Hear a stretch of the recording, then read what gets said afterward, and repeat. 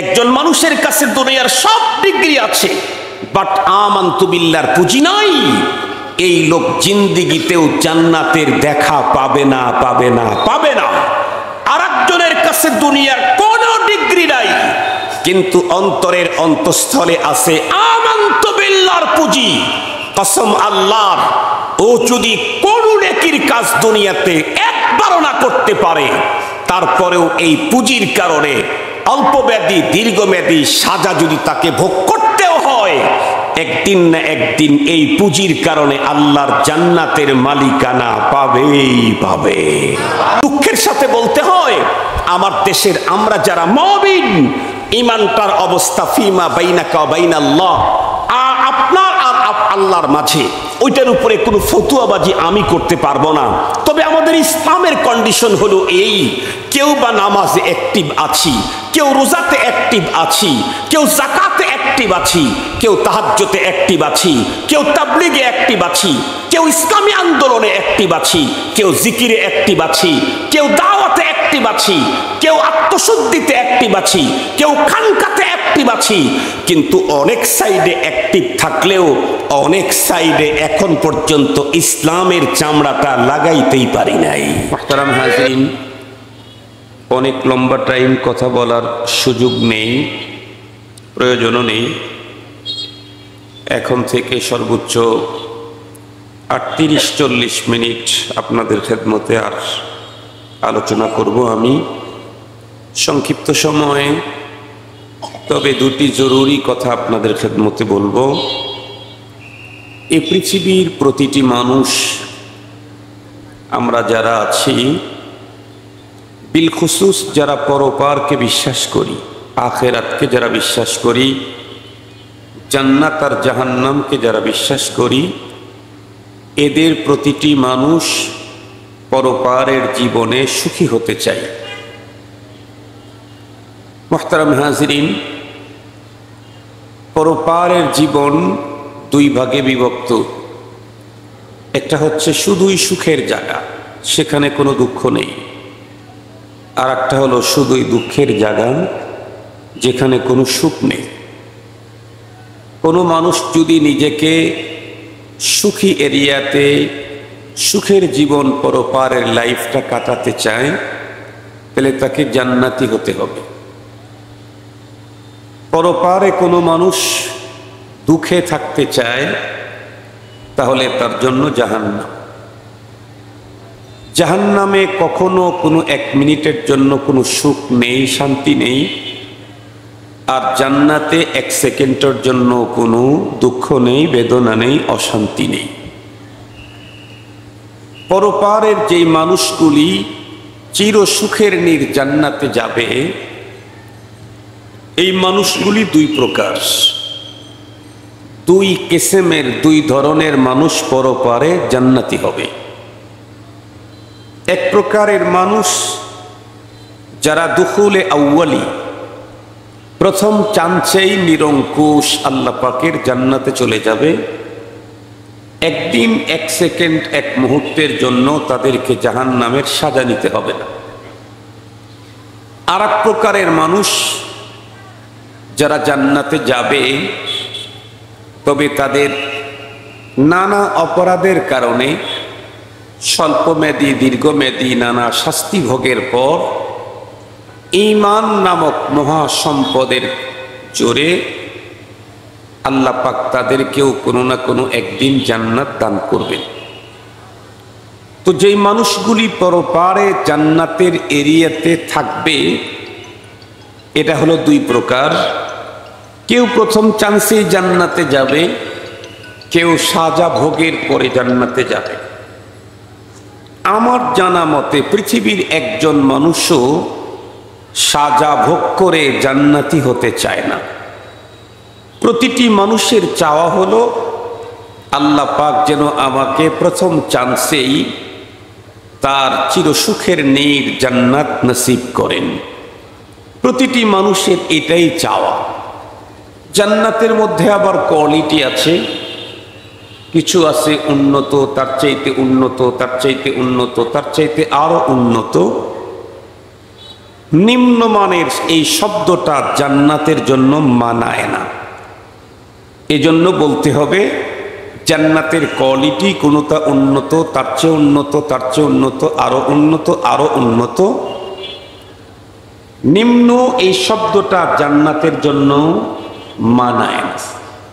তো জান্নাতের উন্নত উন্নত উন্নত, কম আজ কম যে জান্নাতটাই আমার নসিব আল্লাহ তাআলা দেন, প্রথম চান্সে যদি জান্নাতে যেতে পারি তাহলে পরপারের জীবনে কোনো দুঃখ কোনো কষ্ট আমাকে টাচ করবে না। পরপারের জীবনে কোনো মানুষ যদি প্রথম চান্সেই পরপারের সাজা ভোগ ছাড়াই জান্নাতে যেতে চায় তাহলে তার জন্য কম পক্ষে দুইটা পুঁজি লাগবে। কয়টা পুঁজি? কথা বলেন একটু, কয়টা পুঁজি লাগবে? দুইটা। কম পক্ষে দুইটা পুঁজিও যদি কারো কাছে থাকে তাহলে সেই লোকটা পরপারে কোনো রকমের সাজা ভোগ ছাড়াই ডিরেক্ট আল্লাহ পাকের জান্নাতে ঢোকার সুযোগ পাবে। সম্মানিত সুধী, আর যদি কোনো মানুষের কাছে দুইটা পুঁজি নাই, একটা পুঁজি আছে, তাহলে দেখতে হবে সেই পুঁজি তার কাছে কোনটা। এই দুই পুঁজির মধ্যে একটা পুঁজি এমন আছে যেই একটা পুঁজিও যদি কারো কাছে থাকে তাহলে সেই লোক কোনো না কোনো এক সময় আল্লাহ পাকের জান্নাতে যাবেই যাবে। সেই পুঁজির নাম হলো ঈমান। সেই পুঁজির নাম কি? ঈমান। দুইটা পুঁজি যদি থাকে তাহলে প্রথম চান্সেই জান্নাতে যাবে। কমপক্ষে দুই পুঁজি, সেই দুই পুঁজির একটা হলো ঈমান আর একটা হলো ইসলাম। কথা বলেন কয়টা? একটা কি? ঈমান আর একটা কি? ইসলাম। আমরা প্রত্যেকে নিজেদেরকে দুই নামে পরিচয় দিয়ে থাকি। আমরা বলি আমরা মুমিন, সাথে সাথে আমরা বলি আমরা মুসলিম। আমরা আমাদেরকে মুমিন বলেও দাবি করি, মুসলিম বলেও দাবি করি। মুহতারাম হাজিরিন, সত্যি যদি আমার ভিতরে ঈমান পরিপূর্ণ থাকে, ইসলাম যদি পরিপূর্ণ থাকে, আর এই অবস্থাতেই যদি আমার মৃত্যু হয় তাহলে আল্লাহ পাকের মেহেরবানিতে পরপারে দুঃখ বেদনা এগুলির মুখোমুখি হওয়া ছাড়াই প্রথম চান্সেই আল্লাহ পাকের জান্নাত আমার নসিব হবে। এই দুইটার ভিতরে যদি একটা থাকে, কোনটা? ঈমান। ইসলাম আমার নেই কিন্তু ঈমান আমার আছে, তাহলে এই লোকটাও কোনো না কোনো এক টাইমে স্বল্পমেয়াদী দীর্ঘমেয়াদী, ইসলাম তার মধ্যে না থাকার কারণে স্বল্পমেয়াদী দীর্ঘমেয়াদী সাজা ভোগের পর ঈমান থাকার কারণে কোনো না কোনো এক সময় আল্লাহ পাকের জান্নাতে যাবেই যাবে।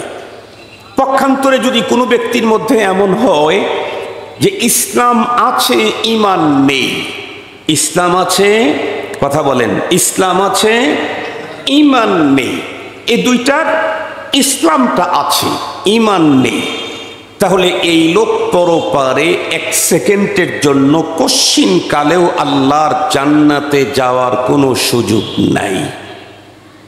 কোরআনে হাকিমে আল্লাহ তাআলা স্পষ্ট বলেন, ওয়াকালাতিল আ'রাবু আমান্না কুল লান তু'মিনু ওয়ালাকিন কুলু আসলামনা।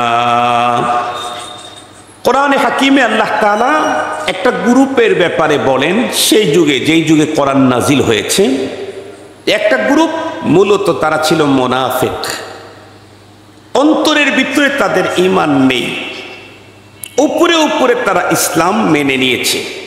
তারা এসে দাবি করলো আমান্না, আমরা ঈমান এনেছি। আল্লাহ পাক কোরআনের আয়াত নাজিল করে তাদের দাবিকে নাকচ করে দিলেন যে তোমরা এ কথা বলো না যে ঈমান এনেছি, বরং তোমরা বলো আসলাম না, আমরা মুসলমান হয়েছি। তাহলে এই আয়াতের আলোচনায় তো এতটুকুন তো বুঝে ফেলেছি যে ঈমান একটা জিনিস, ইসলাম আর একটা জিনিস। খুব ভালো করে বুঝবেন। আজকের আলোচনা তো তাদেরকে নিয়ে যারা পরপারের জীবনে চির সুখের নীড় জান্নাতে যেতে চায়। আজকের আলোচনা তাদেরকে নিয়ে যারা পরপারে জান্নাতি হতে চায় না, তাদেরকে নিয়ে অনেক আলোচনা কোরআনে আছে, কিন্তু আমি আজকে সেই বিষয়টা আলোচনা করব না। আমার আজকের আলোচনা যারা জান্নাতি হতে চায়। তো জান্নাতি হতে যিনি চান, ওনার দুই কন্ডিশন। উনি প্রথম চান্সেই জান্নাতে যেতে চান, অথবা সাজা মাজা নিয়ে মজা নিয়ে তারপরে জান্নাতে যেতে চান। যদি প্রথম চান্সেই পৃথিবীর যে কোনো মানুষ জান্নাতি হতে চায়, তাহলে তার জন্য মিনিমাম কমপক্ষে কয়টা পুঁজি লাগবে? দুইটা। আল্লাহর কোরআন আল্লাহ তাআলা বলেন, ইন্নাল্লাযীনা আমানু ওয়া আমিলুস সালিহাতি কানাত লাহুম জান্নাতুল ফিরদাউসি নুজুলা খালিদিনা ফিহা লা ইয়াবগুনা আনহা হিওয়ালা। এখানে আল্লাহ পাক বলেন দুইটা জিনিসের কথা। নিঃসন্দেহে যেই মানুষগুলি ঈমান আনলো এবং নেক আমল করলো, ওয়া আমিলুস সালিহাত, আমলে সালেহ, এটাই ইসলাম। আমলে সালেহ এটা কি বলেন? এটাই ইসলাম। আমি কিছুক্ষণ পরে আপনাদেরকে বুঝিয়ে দেব ইসলাম কি, ঈমান কি। তো এই আয়াতে দুই পুঁজির কথা বলেছেন, একটা হলো ঈমান আর একটা হলো আমলে সালেহ। বলে এই কমপক্ষে দুই পুঁজি যার আছে, আল্লাহ বলেন কানাত লাহুম জান্নাতুল ফিরদাউসি নুজুলা, তাদেরকে দেওয়া হবে স্ট্যান্ডার্ড জান্নাত, প্রথম শ্রেণীর জান্নাত, জান্নাতুল ফিরদাউস। প্রথম শ্রেণীর জান্নাত, একদম সবচেয়ে উঁচা জান্নাত। এই জান্নাত তাদেরকে দান করা হবে।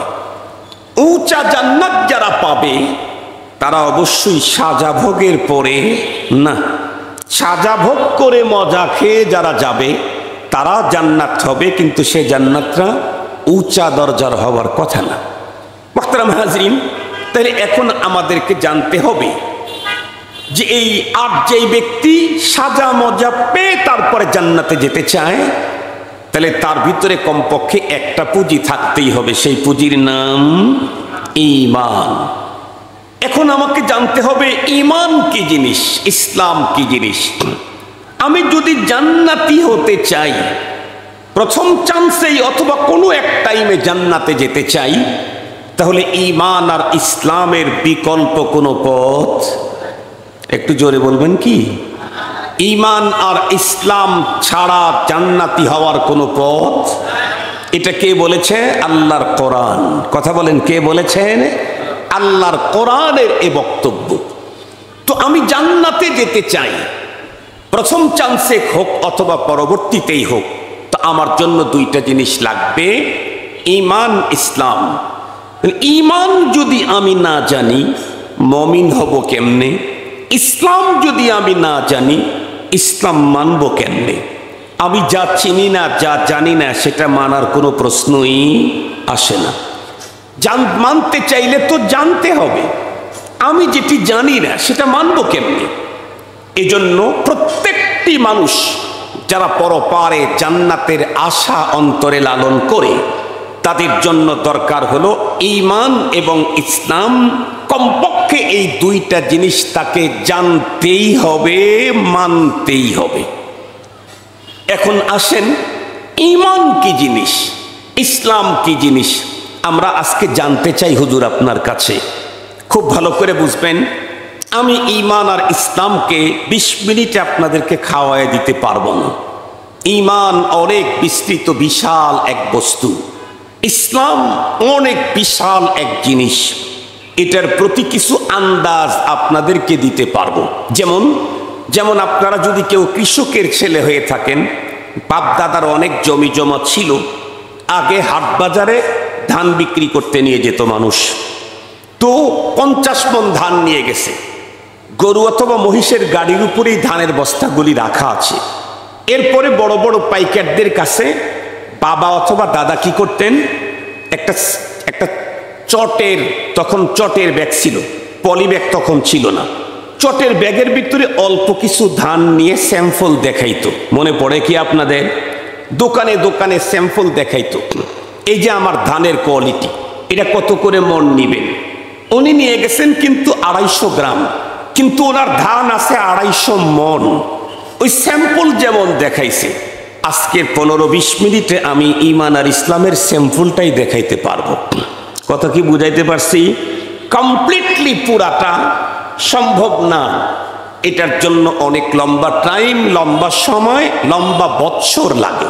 যতটুক স্যাম্পল দেখানো যায় আপনাদের খেদমতে পেশ করি। পৃথিবীতে যত হাদিস নবীজির আছে তার মধ্যে বিশুদ্ধতম হাদিসের সিরিয়ালে যেই হাদিসগুলি, তার মধ্যে একটা হাদিস নবী আলাইহিস সালামের বিশুদ্ধতম হাদিস। সেই হাদিসের নাম হলো হাদিসে জিবরাইল। হাদিসের নাম কি বলেন? হাদিসে জিবরাইল।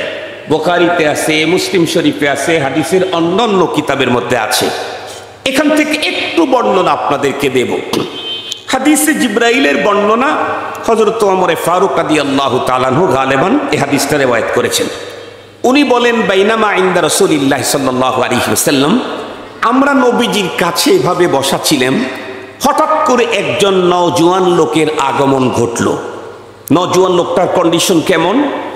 আগন্তুকের বর্ণনা দিতে গিয়ে রাবি বর্ণনা করেন যে তার মাথার চুলগুলি একদম কিচকিচে কালো, আর পরনের পোশাক ছিল একদম দবদবে সাদা, কোনো রকমের ময়লা টয়লা ছিল না। এই লোকটা এসে সরাসরি নবী আলাইহিস সালামের সামনে এসে বিল মুওয়াজাহাত, একেবারে মুখোমুখি বসে পড়লেন। এরপরে পয়গম্বরকে সালাম দিলেন, এরপরে পয়গম্বরের রানের উপরে হাত রাখলেন, এরপরে নবীজিকে উপর্যুপরি প্রশ্ন করা শুরু করলেন। সাহাবায়ে কেরাম বলেন, এই লোকটার কারবার দেখে আমরা সবাই হতবাক। লা ইয়ারিফুহু মিন্না আহাদুন ওয়ালা ইউরা আলাইহি আসরুস সাফার, আমরা কেউ তাকে চিনি না, তাতে মনে হয় লোকটা অনেক দূরের হবে, অথচ তার চেহারাতে, তার শরীরে, তার কাপড়ে সফরের কোনো ভাব নেই, তাতে মনে হয় লোকটা খুব কাছের হবে। তাহলে কাছের হলে কেউ না তো কেউ চিনব, দূরের হলে তো তার চেহারার ভিতরে, কাপড়ের ভিতরে সফরের কোনো না কোনো ছাপ থাকবে। এসে পয়গম্বরকে প্রশ্ন করা শুরু করলেন, মাল ঈমান ইয়া রাসূলুল্লাহ ওয়ামাল ইসলাম ইয়া রাসূলুল্লাহ। এই দুইটা পর্যন্তই বলি, আর যেহেতু বলতে পারবো না, আগানো দরকার নেই। প্রথমেই প্রশ্ন করলেন, ওগো নবীজি, ঈমান কি জিনিস? প্রশ্ন করার ভঙ্গিমায় মনে হচ্ছিল লোকটা কিছুই জানে না, নবীজির কাছ থেকে জানতে এসেছেন। নবী আলাইহিস সালাম তখন উত্তর করলেন, আন তুমিনা বিল্লাহি ওয়া রাসূলিহি। এরপরে লম্বা আরো কিছু বর্ণনা আছে। নবীজি যখন ঈমানের প্রশ্নের উত্তর দিলেন, ওই আগন্তুক তখন নবীজিকে লক্ষ্য করে বললেন, সাদাক্তা ইয়া রাসূলুল্লাহ, আপনি ঠিক বলেছেন ওগো নবীজি। এরপরে আবার জিজ্ঞাসা করলেন, মাল ইসলাম ইয়া রাসূলুল্লাহ, হুজুর ইসলাম কি জিনিস? নবী আলাইহিস সালাম তখন ইসলামের উত্তর দিলেন যে ইসলাম হলো যে কি বলে, ইসলাম হলো আনতাশহাদা আল্লা ইলাহা ইল্লাল্লাহ ওয়া আন তুকিমাস সালাহ, এরকম লম্বা কথা বলে দিলেন। তখন ওই লোকটা বলে, সাদাক্তা ইয়া রাসূলুল্লাহ, তার মানে ইয়াসআলুহু ওয়া ইউসাদ্দিকুহু, নবীজিকে প্রশ্ন করে আর নবীজি উত্তর দিলে সেটাকে আবার সত্যায়িত করে। সত্যায়নের ভাব দেখে মনে হয় লোক তো আগের থেকেই জানা, নাইলে সত্যায়িত করলো কেমনি? লম্বা কথা। এ হাদিস জিবরাইল আমিন সব ঘটনা ঘটায় যখন চলে গেলেন, নবীজি শেষে গিয়ে বললেন, এই সাহাবী, এই যে একটা লোক আসলো, আমার কাছে বসলো, আমাকে উপর্যুপরি প্রশ্ন করলো, উত্তর দিলে সত্যায়িত করলাম, করলো, চলে গেল, তোমরা কি চিনেছো? এটা কে? সাহাবায়ে কেরাম উত্তর করলেন, না নবীজি, এটাকে তো চিনি নাই। নবীজি বললেন, হুয়া জিবরাইল। আপনার একটু সুবহানাল্লাহ আলহামদুলিল্লাহ কিছু আছে এলাকায়? নতুন বিভাগীয় শহর পাওয়ার পরেও যদি সুবহানাল্লাহ মুখ থেকে না বের হয়, তাহলে আগামী দিনে নতুন রাষ্ট্রই দিয়ে দিব আপনাদেরকে। বিভাগ দেওয়ার পরেও খুশি হয় না, এই জন্য কেউ সুবহানাল্লাহ বলতেছে না। আগামীতে আপনাদের বাহির এলাকাকে পুরা রাষ্ট্রই দিয়ে দিব একটা, যে রংপুর পুরা রাষ্ট্র, আলাদা রাষ্ট্র। তাইলে আলহামদুলিল্লাহ বলবেন তো, নাকি এখনই বলবেন? তাইলে বলেন তো একটু সুবহানাল্লাহ, বলেন আলহামদুলিল্লাহ, বলেন লা ইলাহা ইল্লাল্লাহ, আল্লাহু আকবার, সুবহানাল্লাহি ওয়া বিহামদিহি সুবহানাল্লাহিল আযীম। এই যে মাত্র কয়েকটা শব্দ আমরা মুখ থেকে বললাম, জানেন কি আমাদের অ্যাকাউন্টে কি পরিমাণে নেকি ভরে গেছে? বুখারী শরীফের হাদিসের মধ্যে আসছে, দুইটা শব্দ জবানে উচ্চারণ করতে বড় সহজ, আল্লাহর কাছে খুব প্রিয়, আর মিজানের পালায় উঠায় দিলে সবচেয়ে বেশি ওজনই হবে। এই তার মধ্যে একটা হলো সুবহানাল্লাহি ওয়া বিহামদিহি, আর একটা হলো সুবহানাল্লাহিল আযীম। এই জন্য আমরা চলতে ফিরতে আল্লাহর জিকির করবো ইনশাআল্লাহ, ইনশাআল্লাহ। তো যে কথা বলতেছিলাম, যে হাদিস, এই হাদিসের ভিতরে জিবরাইল আমিন নবীজিকেই জিজ্ঞেস করছেন। এখন প্রশ্ন হলো, ওগো নবীজি, আমাদের এই অনুষ্ঠানে হঠাৎ করে জিবরাইল আমিন এসে আপনাকে এতগুলি প্রশ্ন করে আপনি উত্তর দিলে সত্যায়িত করলো কেন? এই ঘটনাটা ঘটাইলো কেন?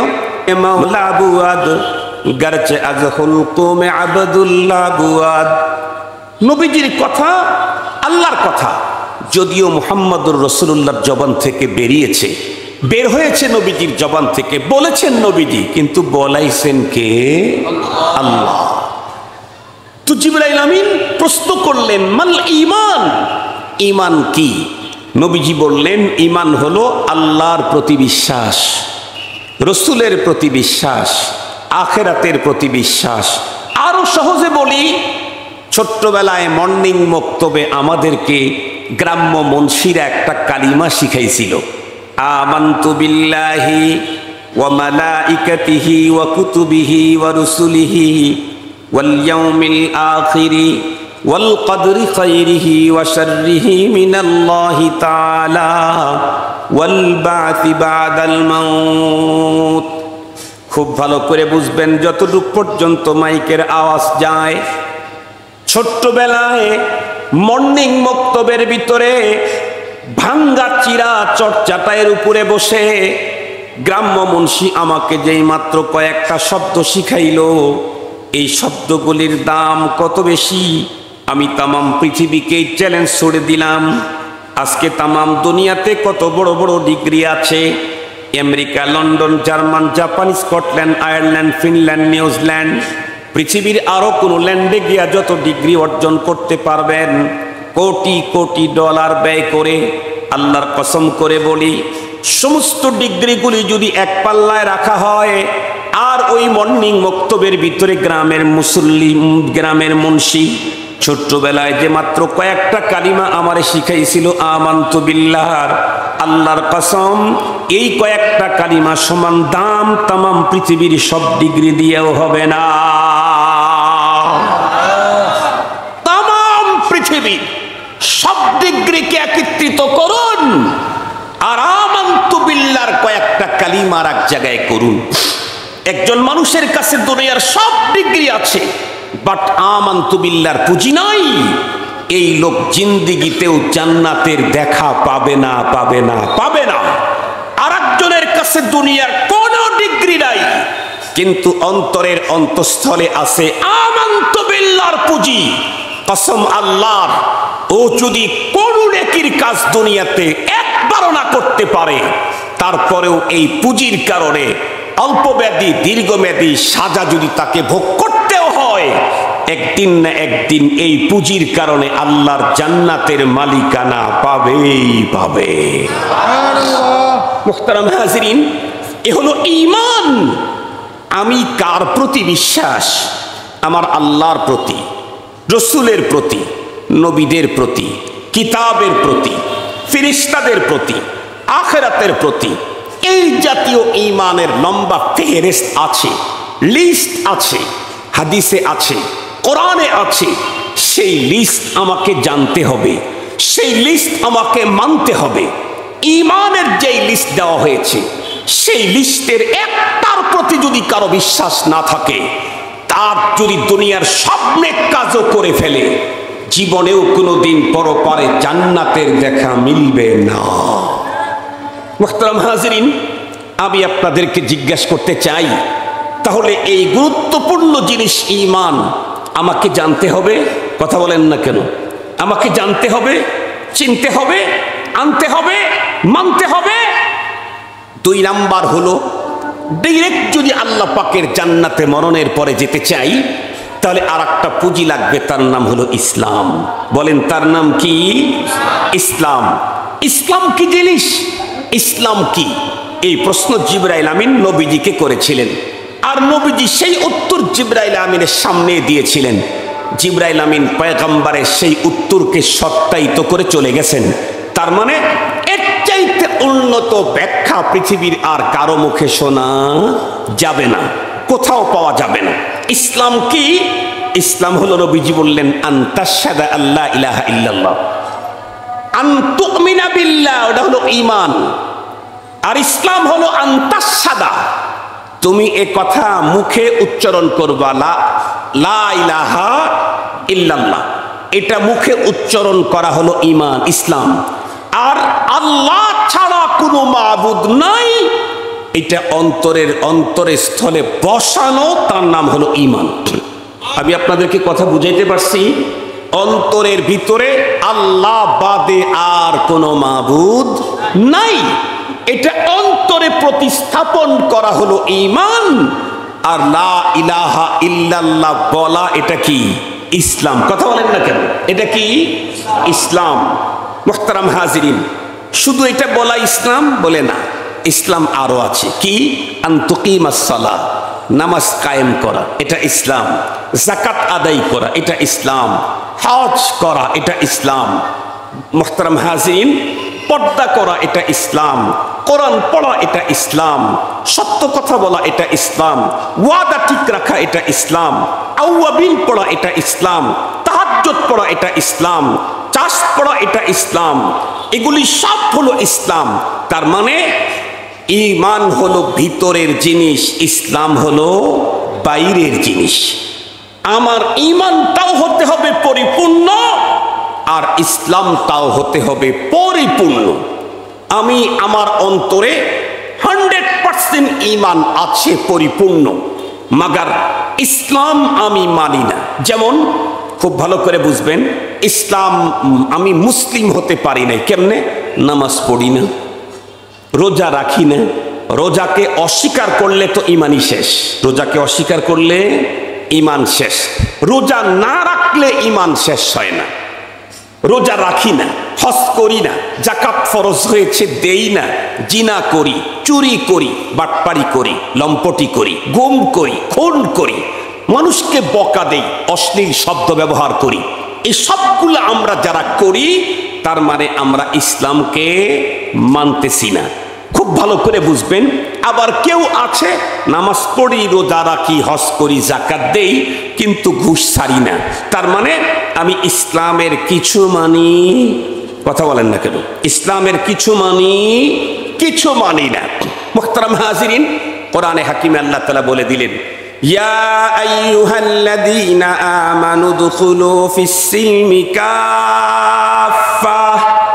আল্লাহ পাক অর্ডার দিয়ে দিলেন, এই ঈমানদারের দল, অন্তরে আমার প্রতি বিশ্বাস রেখেছো, আখিরাতকেও বিশ্বাস করো, পরপারকেও বিশ্বাস করো, জান্নাত জাহান্নামকেও বিশ্বাস করো, আসমানি গ্রন্থগুলোর প্রতি তোমার ঈমান আছে, আখিরাত আমার সামনে দাঁড় হতে হবে, আসসিরাত হক, ওয়াল হিসাব হক, ওয়াল হাউজ হক, ওয়াস শাফাআতু হক, ওয়া গায়রা যালিক মিনাল ঈমান, সব তোমার মধ্যে আছে। কিন্তু তোমার কন্ডিশন হলো, তুমি সুদ খাও, তুমি ঘুষ খাও, তুমি পর্দা করো না, তুমি এটা মানো না, তুমি ওইটা মানো না। মনে রেখো, আমি তোমাদের মতো মুমিনদেরকেই অর্ডার করছি, ইসলামের ভিতরে পুরাপুরি ঢোকো। ইসলামের ভিতরে পুরাপুরি ঢোকো। ইসলামের ভিতরে পুরাপুরি ঢুকলেই তোমার ইসলাম অক্ষত থাকবে, তুমি নিরাপদ থাকতে পারবে। আপনাদেরকে সহজে বুঝবার জন্য একটা মিসাল দেই। আমার এই যে বাম পা, এই পায়ের 4টা আঙ্গুল এখন নেই, বাম পায়ের 4টা আঙ্গুল নেই, এই বৃদ্ধাঙ্গুল নেই, তারপরেরটা নেই, আছে হলো শুধু কনিষ্ঠ আঙ্গুল বাম পায়ের। বড় ধরনের একটা অ্যাক্সিডেন্ট হয়েছিল গত ডিসেম্বর মাসের 30 তারিখে। তো ওটা যখন আঙ্গুলগুলা যখন কেটে ফেলা হলো, দীর্ঘদিন পর্যন্ত ওভাবে ড্রেসিং চলল। এরপরে ডাক্তার আমার রান থেকে চামড়া ছিলে ওইখানে ওইটা ঢেকে দিল, কিন্তু গোস্তটা অপ্রস্তুত ছিল, 100% রেডি ছিল না, যার কারণে এই 50% চামড়া লেগে গেল আর 50% চামড়া লস হয়ে গেল, তার মানে ঘা ওভাবেই থেকে গেল। এরপরে আরো কিছুদিন ড্রেসিং হলো, আবারও উনি এখান থেকে আর এক জায়গা থেকে চামড়া ছিলে আমার ওইখানে লাগাই দিল। প্রশ্ন হতে পারে, হুজুর ডাক্তার তো বুঝে ফেলেছিলেন যে এখনো তার গোস্ত চামড়াকে আকর্ষণ করার মতো রেডি হয় নাই, তারপরেও কেন চামড়া ছিলে ওখানে লাগালো? তার কারণ হলো, যতক্ষণ পর্যন্ত গোস্ত চামড়ার ভিতরে থাকে ততক্ষণ পর্যন্ত গোস্ত আর হাড্ডি নিরাপদ। কথা কি বুঝাইতে পারছি আপনাদেরকে? যতক্ষণ পর্যন্ত গোস্ত আর হাড্ডি চামড়ার ভিতরে থাকে ততক্ষণ পর্যন্ত নিরাপদ। একটা দিন, একটা ঘন্টাও বেশি টাইম চামড়ার আবরণ ছাড়া হাড্ডি আর গোস্ত থাকা নিরাপদ নয়। এজন্য খুব দ্রুত চামড়া দিয়ে ঢেকে দিতে চাইছেন, বাট পুরা চামড়া আমারটা গ্রহণ করে নাই, এই জন্য পরবর্তীতে আবারও ঢেকে দিয়েছেন। কেন? না ঢাকলেই যে কোনো মুহূর্তেই সেখানে নতুন কোনো জটিল ইনফেকশন হয়ে যেতে পারে, ক্যান্সারের মতো ভয়ঙ্কর কোনো ঘা সেখানে তৈরি হয়ে যেতে পারে। এই জন্যই দ্রুত চামড়া দিয়ে ঢেকে দিতে হয়। মনে রাখবেন, যেই ঈমানের পুঁজি ছাড়া পরপারে জান্নাতের দেখা আমার মিলবে না, সেই ঈমানটাকে নিরাপদ রাখতে চাইলে ইসলামের চামড়া দিয়ে ঢেকে দিতে হয়। ইসলামের চামড়া দিয়ে ঢেকে দিতে হয়। মুসলমান ভাইরারে আমার, লম্বা কথা বলতে চাই না। একজন মানুষের পুরা বডি, বন্ধুরা আমার, সেম ধরেন আমার নিজের পুরা বডিটাই তো চামড়া দিয়ে ঢাকা ছিল, শুধুমাত্র কেবলমাত্র বাম পায়ের একদম নিচের অংশ মাত্র 4টা আঙ্গুল পরিমাণ জায়গা কাটা ছিল, এতটুকুন ছিল শুধু চামড়ার বাইরে। এরপরে ডাক্তার পেরেশান, কারণ যে কোনো মুহূর্তে যদি ওখানে কোনো জীবাণু আক্রমণ করে আর যদি ক্যান্সার হয়, না জানি ধীরে ধীরে পা কাটতে কাটতে উপরের দিকে যাওয়া লাগে কিনা।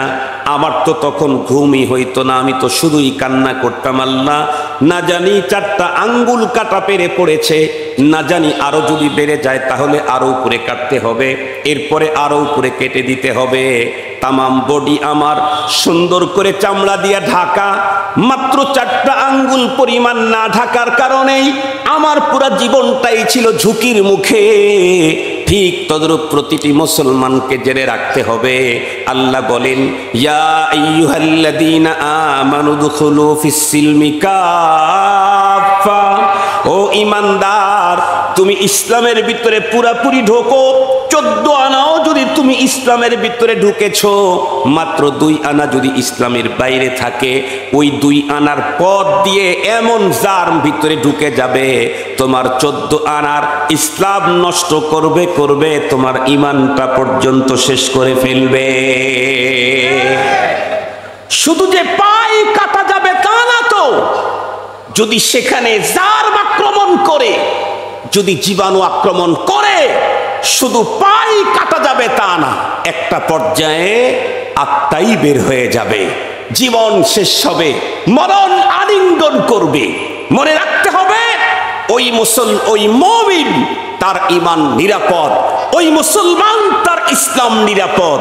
যেই মুসলমান নিজেকে ইসলামের ভিতরে কমপ্লিট ঢুকাইতে পেরেছে, কোনো অংশ তার ইসলামের বাইরে নাই। দুঃখের সাথে বলতে হয়, আমার দেশের আমরা যারা মুমিন, ঈমানটার অবস্থা ফিমা বাইনাকা ওয়া বাইনাল্লাহ, আপনার আর আল্লাহর মাঝে, ওইটার উপরে কোনো ফতুয়াবাজি আমি করতে পারবো না। তবে আমাদের ইসলামের কন্ডিশন হলো এই, কেউ বা নামাজে অ্যাক্টিভ আছি, কেউ রোজাতে অ্যাক্টিভ আছি, কেউ যাকাতে অ্যাক্টিভ আছি, কেউ তাহাজ্জুদে অ্যাক্টিভ আছি, কেউ তাবলীগে অ্যাক্টিভ আছি, কেউ ইসলামী আন্দোলনে অ্যাক্টিভ আছি, কেউ জিকিরে অ্যাক্টিভ আছি, কেউ দাওয়াতে অ্যাক্টিভ অ্যাক্টিভ আছি, কেউ আত্মশুদ্ধিতে অ্যাক্টিভ আছি, কেউ খানকাতে অ্যাক্টিভ আছি, কিন্তু অনেক সাইডে অ্যাক্টিভ থাকলেও অনেক সাইডে এখন পর্যন্ত ইসলামের চামড়াটা লাগাইতেই পারি নাই। কথা সহি বললাম না গলত বললাম? আমি বক্তৃতায় অ্যাক্টিভ, কিন্তু আমার মুআমালার জীবনে আমি অনেক পিছিয়ে। আমি মুআমালাতে অ্যাক্টিভ, কিন্তু আমার আচার আচরণ ইসলামের সাথে কোনো মিল নেই। আমি আচার আচরণে অনেক সুন্দর, এ কারণেই মানুষ আমাকে ভালো বলে, দিনদার বলে। আর এই সুযোগে কেউ যদি আমাকে টাকা ধার দেয়, ধার নেই, তার টাকা পরিশোধ করার কোনো ফিকির আমার মাথার মধ্যে নাই। এই জাতীয় চরিত্রওয়ালা আমার মতো হুজুর আছে না নাই? তাহলে এ কি পুরাপুরি ইসলামে ঢুকছে? কথা বলেন না কেন? পুরাপুরি ইসলামে ঢুকছে। আমার টোটাল বডি চামড়া দিয়ে ঢাকা ছিল, মাত্র 4টা আঙ্গুল পরিমাণ ফাঁকা ছিল। ডাক্তার পেরেশান, ফ্যামিলির লোকেরা পেরেশান, আমার তো ঘুমই হইতো না, শুধুই কান্না করতাম। তাহলে আমি ইসলামের ভিতরে আমি আমাকে কতটুকুন ঢুকাইছি? 50%। তাহলে আর 50% কি হবে? কি 70%? তাহলে আর 30% কি হবে? 80% আর 20% কি হবে? 90% আর 10% কি হবে? 95%। তাহলে আর 5% কি হবে? আমার শরীরে ক্যান্সার ঢুকতে 5% দরকার পড়ে না, 1%-এর অর্ধেক দিয়াই ক্যান্সার ঢুকে যেতে পারে। এই জন্য মুহতারাম হাজিরিন, আমি আপনাদের কাছে উদাত্ত আহ্বান জানাই, আল্লাহ পাক আমাদের উপরে দয়া করেছেন। বিগত লম্বা টাইম বাংলাদেশে এক স্বৈর শাসক আমাদের ঘাড়ের উপরে চেপে বসেছিল। ধর্মের কথা আলোচনা করা তো দূরের কথা, ওয়াজ মাহফিলে যাওয়া তো দূরের কথা। বাসার থেকে বেরিয়েছি, জুমার নামাজের খুতবা দেব, বের হওয়ার সাথে সাথে ফোন আসতো, উপর থেকে, নিচের থেকে, ডান থেকে, বাম থেকে ফোন আসতো। আজকে কি বক্তব্য দিবেন? উস্কানিমূলক কথা বলতে পারবেন না, রাষ্ট্রগীত সরকার বিরোধী কথা বলতে পারবেন না। কত কথা তারা বলল। আল্লাহর মেহেরবানি, আল্লাহর মেহেরবানি, আজকে আসলাম, কেউ তো বলল না কোথায় যাচ্ছেন, উস্কানিমূলক বক্তব্য যেন না হয়। মুহতারাম হাজিরিন, কেউ তো বলল না 12টার পরে আর ওয়াজ চলতে দেওয়া হবে না, এই বক্তব্য তো কেউ দেয় নাই। আমরা আল্লাহর কাছে দোয়া করব, আল্লাহ বিগত স্বৈর শাসকের মতো আজ যেন কোনোদিন শাহজালালের পূর্ণভূমিতে কোন স্বৈর শাসক আর কখনো না আসে। মুহতারাম হাজিরিন, কথাগুলো একটু দিল দিয়ে বোঝার জন্য চেষ্টা করবেন। আল্লাহ পাক আমাকে পরপর জীবনে জান্নাত দান করবেন। মাত্র 2টা পুঁজি, ঈমান আর ইসলাম। আমি জিজ্ঞাসা করতে চাই, এই 2 পুঁজি আপনাদের কি পৌর মার্কেটেই তো পাওয়া যাবে? রংপুর পৌর মার্কেটে ঈমান ইসলাম পাওয়া যায় না? সিটি কর্পোরেশনের সিটি ভবনে পাওয়া যাবে। আর একটু জোরে বলেন। আগের গণভবন না জনভবন, কি জানি ভবন ছিল, গণভবন দখল, জনগণের দখলে চলে গেছিল, সেই ভবনে পাওয়া যাবে। আর একটু কথা বলেন, যেই 2 পুঁজি নিয়ে আমি পরপারে জান্নাতি হব, সেই 2 পুঁজি মাদ্রাসায় পাওয়া যায়। কোথায় পাওয়া যায়? সেই মাদ্রাসা হাঁটি হাঁটি পা পা করে আপনাদের এখানে শুরু করেছে হুফাজুল কোরআন মাদ্রাসা রংপুর। আলহামদুলিল্লাহ বলেন। এ তো মাত্র শুরু, এ তো পহেলা কদম, প্রথম পদক্ষেপ মাত্র চলতেছে। ইনশাআল্লাহ চলতে চলতে একদিন এখান থেকে ঈমানের এক্সপার্ট বের হবে, ইসলামের এক্সপার্ট বের হবে, ধর্মের এক্সপার্ট বের হবে, ইসলামিক স্কলার এখান থেকে বের হবে, যেমনটি বের হচ্ছে আপনাদের প্রাণাদিক প্রিয় জুম্মাপাড়া মাদ্রাসা থেকে।